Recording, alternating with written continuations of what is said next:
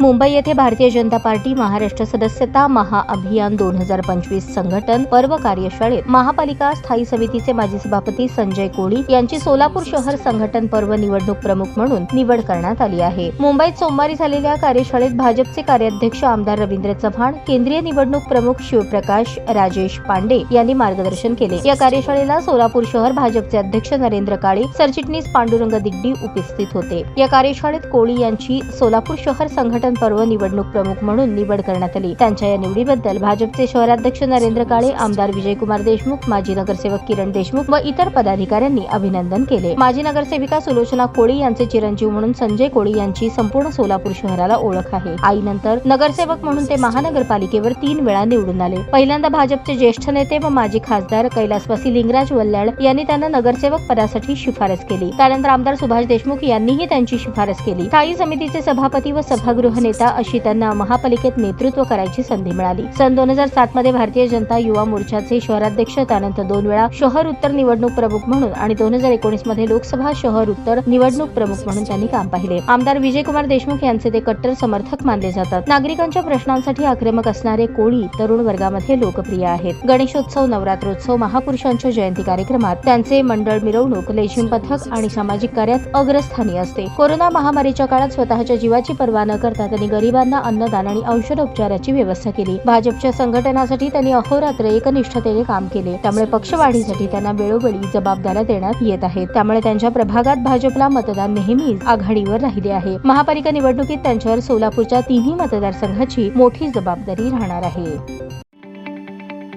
ताज्या बातम्या पाहण्यासाठी प्राईम महाराष्ट्र न्यूज चॅनलला सबस्क्राईब करा।